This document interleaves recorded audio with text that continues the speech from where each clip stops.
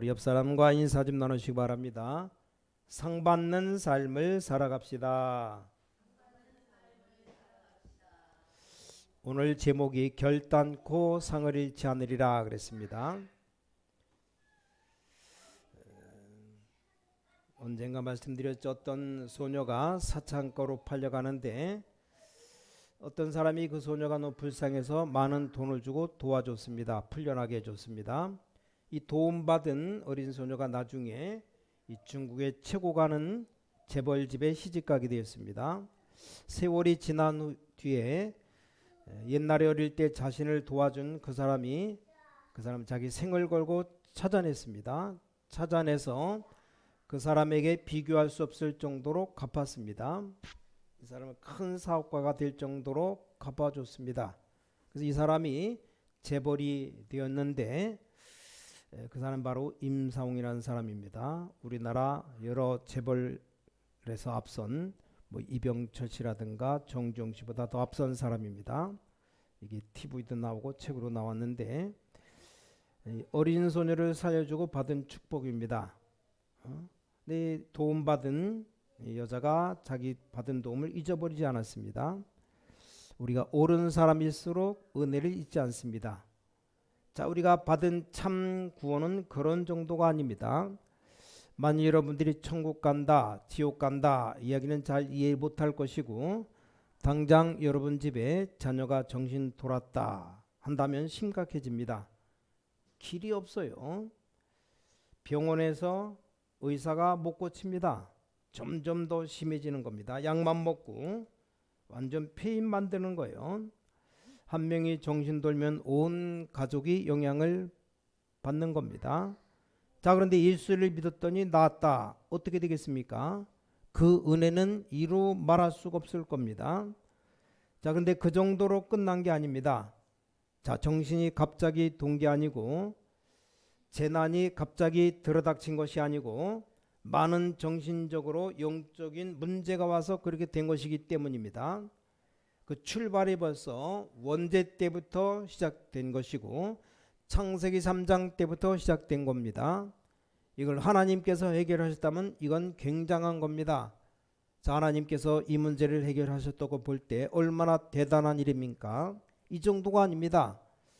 여러분 집 혹 가족 중에 영적 문제가 있다면 틀림없이 복음이 아니면 계속될 겁니다. 근데 가족 중에 영적인 문제에 있어서 예수님 믿게 되었는데 빨리 낫지 않는다고 해도 걱정할 필요가 없습니다. 왜냐? 하나님의 계획이 있습니다. 일단 분명한 것은 하나님은 그 당대에 영적인 문제를 끝낸 겁니다. 이 복음 받았다고 하는 것이 엄청난 겁니다. 얼마나 감사합니까? 이 정도가 아닙니다. 오늘 예수님께서 결단코 상을 잃지 않으리라 말씀했습니다. 이 정도입니다. 이런 복음을 알고 있는 사람이 별로 없어요. 여러분의 가문에 흐르는 저주는 끝이 절대로 나지 않습니다. 복음이 아니면 안 나게 되어 있어요. 여러분 경험 안 해보셨습니까? 예수 믿으면서 율법하지 말고 복음을 바로 잡으라는 말이 바로 그 말이고, 예수 믿으면서 불건전 신비주의에 빠지지 말고 복음을 바로 이해하라는 말도 그 말입니다. 가족 중에 문제 있는 사람 한 사람만 있어도 얼마나 어렵습니까? 근데 복음이면 바로 끝이 납니다. 끝이 안 났는데 왜 이런가? 그렇지 않아요. 어떤 집의 아이가 정신 돌았는데 학교도 다닐 수가 없고, 정신 돌았는데 어떻게 다니겠습니까? 예절 교육도 할 수 없습니다. 정신이 돌았는데 예절 교육이 됩니까? 근데 문제는 이 집의 흐름입니다. 보통 문제가 아니죠. 이 사람이 늦게 복음 받은 겁니다. 복음을 받게 되는데 그 아이가 당장 낫는 것이 아닙니다. 몰라서 그래요. 이미 영적 문제는 끝난 겁니다. 이 복음 받았다는 것은 얼마나 큰 것인지 몰라요. 자, 오늘 41절에 보니까 누구든지 너희를 그리스도에게 속한 자라 하여 물 한 그릇을 주면 내가 진실로 너희에게 이르노니 저가 결단코 상을 잃지 않으리라. 오늘 이 본문 말씀을 잘 이해해야 되겠습니다. 그다음 오늘 우리가 첫 번째로 기억해야 될 것 중에 가장 큰 죄가 뭐냐? 가장 큰 죄가, 살인죄보다 더 큰 죄가 복음 받지 못하게 하고 복음 방해하고 복음 막는 게 가장 큰 죄입니다. 오늘 42절부터 읽어보면 이런 말씀이 나와요. 결단코 상을 잃지 않으리라 하시면서, 여기 또 누구든지 나를 믿는 소자 중 하나를 실족하게 하면 차라리 연자맷돌을 그 목에 달리우고 바다에 던지움이 나으리라. 그냥 애를 물에 던지면 올라오지만 연자맷돌을 목에다 매달고 던지면 못 올라옵니다.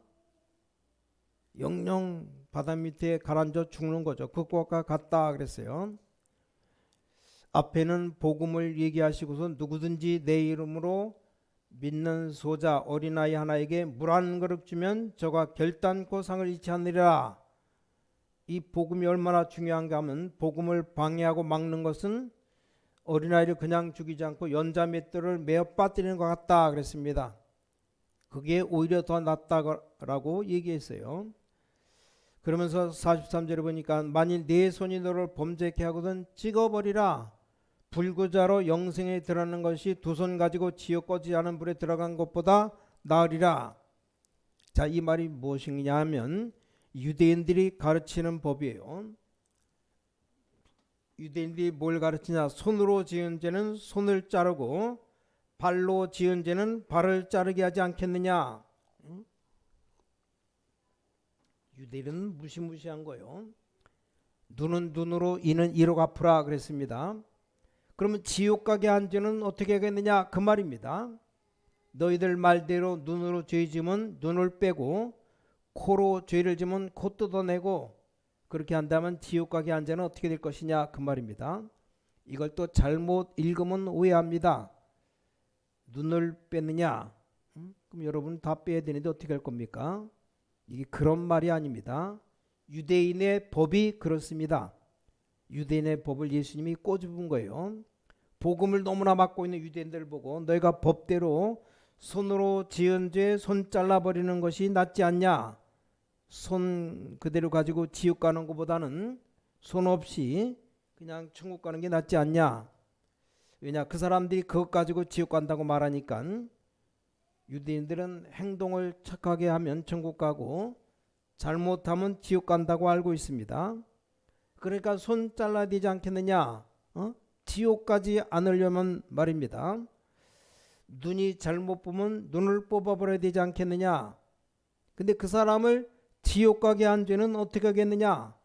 예수님 지금 그걸 물으시는 겁니다. 어마어마한 질문이에요. 유대인들은 그렇게 가르치고 있습니다. 뭐 지금은 모르겠는데 예수님 당시는 그렇게 가르쳤어요. 유대인 방식대로 할 것 같으면 이빨 성한 사람이 몇 명이겠습니까? 남의 사과를 훔쳐 먹었다, 지나가다가 무화과 따먹어도 도둑질이기 때문에 이를 다 뽑아버려야 됩니다. 그렇게 따지면 예를 들어 뭐 생각 잘못하면 고를 다 빼버려야 돼요. 유대인 법대로 할 것 같으면 그렇게 됩니다. 이긴 죄가 되는데 지옥 가게 한 죄는 어떻게 죄가 되지 않느냐? 이런 어마어마한 메시지를 예수님이 던지신 겁니다. 여러분 뭐 읽어도 우리가 모르고 지나갔을 것인데 바리새인들이 이 말을 알아듣겠습니까? 그래서 가장 큰 죄가 뭐냐? 복음을 막는 선한 사람, 이 복음을 막는 악한 사람. 유대인들은 굉장히 선행하면서 복음 막았어요. 그래서 유대인들이 그렇게 망한 겁니다. 완전히 망해버린 거예요. 복음을 막는다는 것에 반대로 복음을 전한다는 것 같은 겁니다. 비유가 반대라서 그렇지 같은 말입니다. 여러분들이 진짜 이 복음을 가지고 있다면 여러분 영적 문제 사실 끝이 났습니다. 헤매고 있는 건 여러분 사정입니다. 다 끝났는데 여러분들이 자꾸 헤매는 겁니다. 자, 그런데 복음 가지고 있다는 것은, 복음을 전한다는 것은 보통 말이 아닙니다. 근데 거의 이걸 이해하지 못했습니다. 이것만 이해한다면 다 끝나는 겁니다. 자, 복음 막는다는 게 얼마나 무서운 것이냐? 유대인들은 잘못은 하나도 없어요. 복음 막은 죄밖에 없습니다. 자, 그런데 유대인들이 어떻게 되었습니까? 빨리 성경을 잘 이해하셔야 됩니다. 유대인들은 여러분들과 다릅니다. 지금도 저 공항에 유대인들 보면 옷 깨끗이 입고 딱 모자, 까만 모자 쓰고 있는 사람이 유대인입니다. 뭐 아무데나 앉지도 않아요. 뭐 물도 사 먹지 않고 가지고 다니면서 가방에서 꺼내 마십니다. 아주 절도 있고 예의 바르고 나쁜 짓은 조금도 하지 않습니다. 그런데도 유대인들은 완전히 망했어요. 완전히 망해버렸습니다. 지금까지 역사상 지고 생기고 유대인 후손만큼 망한 후손이 없습니다. 여러분 아시지 않습니까? 그 증거가 미국의 워싱턴의 홀로코스트인가 이게 왜 망했느냐? 복음 막아서 그래요. 로마 정권 들어서면서 로마가 세계를 정복하면서 로마 황제에게 붙이는 칭호가 황제라고 칭호 붙이지 않고 이 로마 황제에게는 그보다 더 큰 칭호를 붙였습니다. 우리나라는 임금 보고 전하라고 말하거나 뭐 대통령 보고 각하라고 말하는데 더 큰 칭호를 붙인 겁니다. 로마 황제는 세계를 통치하는 황제이기 때문에 그 왕에게 어떤 단어를 붙였냐? 주라는 단어를 붙였죠. 주. 황제 부를 때 퀴리오스, 우리 주인이시다. 주라는 단어를 썼습니다. 근데 어느 날 보니까 예수님 믿는 사람들이 모여서 예수님을 주라고 불렀습니다. 그 때문에 발단됐습니다. 어찌 감히 황제에게 쓰는 단어를 예수님에게 쓸 수 있느냐? 별것 아닌 예수에게 왜 로마 황제에게 붙이는 칭호를 쓸 수 있느냐? 그래서 믿는 사람을 그때부터 그 고칠 때까지 죽였습니다. 250년간 핍박한 거예요. 로마 황제 10명이 기독교인 그 단어를 바꿀 때까지 가만히 두지 않았습니다. 무섭죠. 퀴리오스라는 단어를 썼는데 예수님이 주잖아요. 주여라는 말이 퀴리오스라는 말이 그때 쓰는 단어입니다. 그 단어를 썼다고 로마 황제가 대대로 일어나면서 예수 믿는 사람 몽땅 다 잡아다가 무참하게 죽였습니다. 250년 동안을. 그 유명한 도미시안 황제, 네로 황제 이런 사람들이 포함된 사람입니다.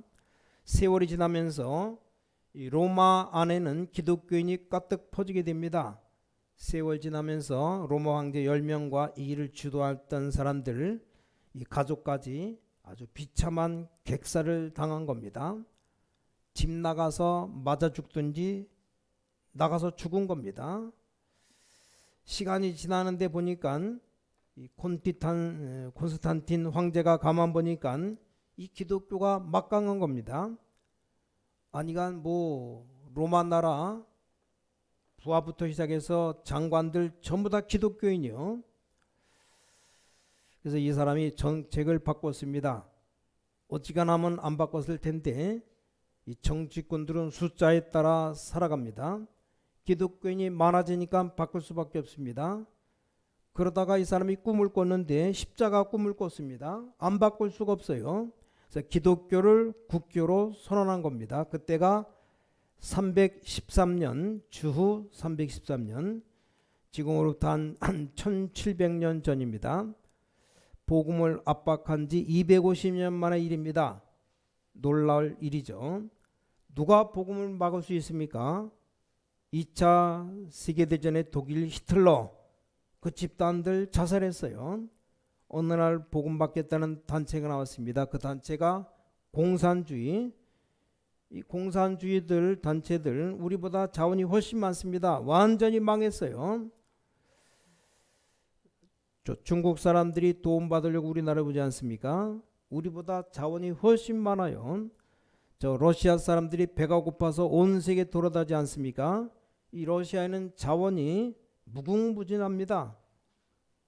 이 러시아 사람들 심지어는 눈을 들어 산을 보라라는 말이 이해가 되지 않는다고 말합니다. 왜냐? 산이 없기 때문에. 우리 눈만 들으면 산을 보라면 산이 보이잖아요. 우리의 도움이 어디서 올고 이해할 수 있는데 러시아에서는 그 말을 안 쓴다고 합니다. 눈을 들어 산을 보라도 산이 없으니까 14시간을 열차를 타고 하는데 아무리 달려도 산이 하나도 보이지 않는데요. 그 말이 무슨 말입니까? 전부 다 평지밖에 없고 대광야입니다. 광야. 그런데 거기서 곡식도 엄청나게 나는데 왜 굶어 죽느냐? 이해가 잘 되지 않아요. 우리나라 서울에서 북한까지 1시간 거리인데 그 사람들 왜 굶어 죽습니까? 우리는 쌀이 남아 돌아가는데 왜 이북 사람들은 굶어 죽느냐 그 말이요. 뭐 약간 춥다고 굶어 죽느냐? 이 공산주의 완전 기본적인까지 저주받은 겁니다. 아예 조금 고통스럽다, 어려움 당한다 정도가 아니고 이 기본적인 것까지 저주받았습니다. 그래서 공산주의가 부르짖은 것이 있죠. 하나님 없다. 외쳤습니다. 어느 정도냐? 이 공산주의자들 하나님 믿는 사람 잡아서 어떻게 고문하느냐?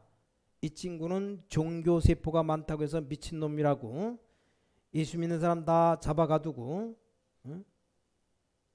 러시아 그 스탈린 시대부터 잡아서 죽이면서 종교 세포 많은 사람들 죽인다고 했습니다. 뭐든지 다 물질로 봐요.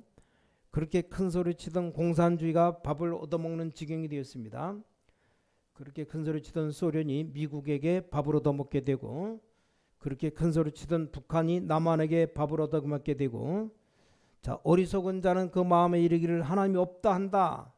이 사람들이 엄청 복음 막았어요. 이게 죽는 겁니다. 반대로 가장 축복이 되는 게 뭡니까? 서론에서 말씀드렸지만 복음, 사람 살리는 겁니다. 오늘 이게 38절에 요한이 예수께 여짜오되 선생님 우리를 따르지 않는 어떤 자가 주의 이름으로 귀신 내어 쫓는 걸 우리가 보고 우리를 따르지 아니함으로 금하였나이다. 39절에 예수께서 가라사대 금하지 말라. 내 이름을 의탁하여 능한 일을 행하고 즉시 나를 비방할 자가 없느니라. 쉽게 말해서 이 말입니다. 아니 예수님 제자도 아닌 사람이 예수님 이름으로 귀신 쫓아내는데 저걸 어떻게 해야 됩니까? 그 예수님이 그냥 놔두라 그랬어요. 예수님 따르는 제자가 아니라고 할지라도 이 복음 전하는 게 보통 축복이 아닙니다. 오늘 본문 41절에 다시 말씀하십니다. 누구든지 너희를 그리스도에게 속한 자라 하여 물 한 그릇 주면 내가 진실 너희에게 이르노니 저가 결단코 상을 잃지 않으리라. 얼마나 놀라운 일입니까? 이 그리스도 이 말은 세 가지를 행하셨다 이 말입니다. 여러분의 가문에 일어날 일, 인생에게 일어날 영원한 영적 문제 해결하셨다는 말입니다. 그게 그리스도라는 말이에요. 지금 전 지구를 사로잡고 있는 무속인들 밥을 다 굶게 되었습니다. 전부 다 인터넷으로 점을 치기 시작했기 때문입니다. 이런 점술이 지금 세계를 사로잡았어요. 사단 귀신 권세를 완전 꺾어버렸다 그 말입니다. 사실 유대인들 말하는 눈에는 눈, 이에는 이 다 법대로 해야 됩니다. 우리 모든 죄를 해결했다는 말입니다. 내가 받아야 될 저주 십자가에서 희생제물로 해결해버렸다 그 말입니다. 이게 바로 그리스도라는 말이에요. 얼마나 놀라운 일입니까? 이 복음을 전한다는 것은 가장 복된 일입니다. 참으로 복음 가지고 전한다면 냉수 한 그릇도 상을 잃지 않을 것이다. 오늘 언약 굳게 잡으시기 바랍니다. 그래서 복음 전하는 자가 결단코 상을 잃지 아니하리라. 그럼 복음 막는 자는 가장 큰 죄가 될 것입니다. 어떤 죄가 되느냐? 어린 아이의 목에 연자맷돌을 매달아 던지는 것과 같다. 이 부분 굉장히 중요합니다. 바리새인들이 이 말을 알아들었느냐? 알아들었다면 안 망했을 건데 제자들이 이 말을 알아들었더라면 감히 다가오는 위험 앞에 예수님을 부인했겠습니까? 안 했을 겁니다. 여러분 불신자 6가지 상태는 계속되고 있습니다. 이걸 막는 길은 오직 복음밖에 없어요. 이것 때문에 하나님께서 마가복음 1장부터 1절부터 13절에 보니까 요한이라는 사람도 보내고 예수님도 보내고 이것 때문에 예수님께서 하나님께서는 핍박 속에 제자들을 찾아내셨습니다. 이 일을 해결하기 위해서 예수님을 십자가에 못 박았습니다. 자, 우리 감기를 고치려고 십자가에 못 박은 게 아닙니다. 예수님이 인간의 암을 고치기 위해서 예수님이 십자가에 못 박았습니까? 전 세계 질서 유지하기 위해서 예수님이 십자가에 못 박았는가? 아닙니다. 우리 영적인 문제 해결하기 위해서 십자가에 못 박았다는 말입니다. 여러분이 있는 영원한 영적 문제 해결하기 위해서 예수님이 십자가에서 희생제물로 드려지셨다 그 말이요. 이 말을 전하는 자는 결단코 상을 잃지 아니하리라. 틀림없습니다. 여러분 오늘 여기에 대한 확신이 없으면 여러분은 기도응답 잘 못 받을 겁니다. 제 말로 설득당하지 말고 성경을 보고 교회사를 봐야 됩니다. 사실 우리 교회에 다락방에 복음 전하는 교회가 있습니다. 복음 전하지 않는 교회도 있지만 전하는 교회 있어요. 그래서 복음 전하는 교회 직분자 되었다는 것은 영원한 축복받은 겁니다. 얼마나 놀라운 일입니까? 전 정말로 대한민국 교단 200개 이상 있지만 복음 전하지 않은 복음 방해하는 교단의 목사가 안 된 것이 너무너무 다행이라고 생각합니다. 지금 여러분 잘 몰라서 그렇습니다. 우리 교회 교육자들 중에 또 직분자들 중에 안타까운 게 하나 있어요. 우리 약점이 뭐냐? 특히 어릴 때부터 믿은 아이들 일반 교회를 가보지 않은 겁니다. 이게 약점이에요. 보통 일반 교회 가보면 진짜 전원이 감돕니다. 당회 가보면 당회가 안 돼요. 얼마나 불안하게 싸우는지 몰라요. 이게 교회입니다. 교회를 아는 사람은 시험 들어서 교회 다니지 않아요. 이런 식입니다. 그래서 우리가 복음을 알았다는 거 얼마나 중요한지 모릅니다. 어떻게 신앙생활을 제대로 하면 되겠는가? 간단하게 두 가지 하면 됩니다. 두 가지를 이해하면 되는데 마태, 마가, 누가, 요한복음, 사복음서의 초점이 그리스도입니다. 그래서 그리스도 말고는 다 버려라 겁니다. 이게 사복음서의 초점입니다. 그럼 버린다는 말이 무슨 말입니까?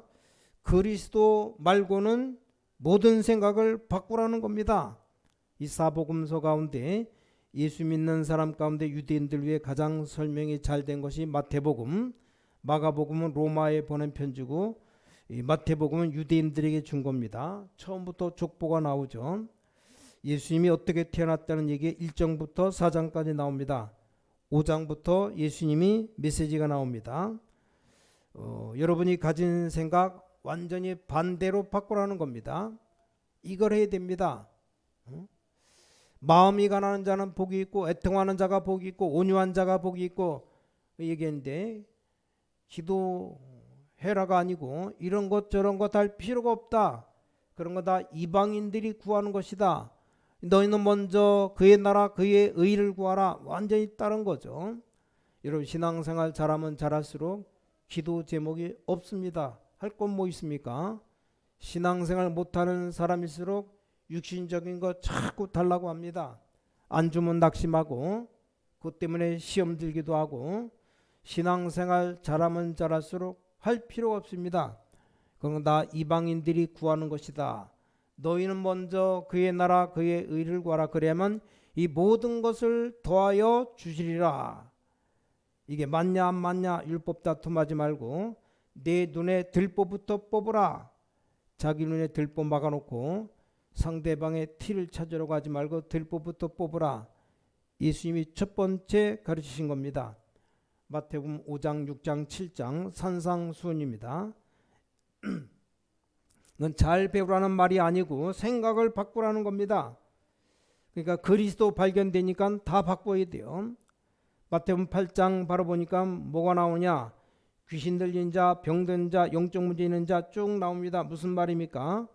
예수 그리스도로 말미암아 기본적인 것, 가장 기본적인 경제 문제, 기본적인 가정 문제, 모든 영적 문제 있지만 완전히 박살내라고 합니다. 거기 묶여있지 말고 빠져나오라고 말씀합니다. 예수로 말미암아 나와라 그 내용입니다. 그때부터 나오는 것이 마태복음 9장 10장 현장을 봐라. 현장에 밭이 지금 어마어마하게 많은데 축복의 현장이 너무나 많다. 그리고 난 뒤에 예수님이 우리 눈이 얼마나 좁으냐, 예수 믿는 사람 눈을 열어주는 것이 마태복음 13장입니다. 밭을 보지 말고 그 밑에 보아밭을 봐라. 보따리 쳐다보지 말고 값진 진주를 봐라 말씀합니다. 조그만 씨 무시하지 말라. 그게 씨 뿌려지면 거기서 나무가 된다는 걸 알아라. 복음이 우습게 보이지만 누룩처럼 번져간다는 그 얘기입니다. 그런 후에 질문했죠. 사람들이 나를 누구라 하느냐, 너희는 나를 누구라 하느냐 물었어요.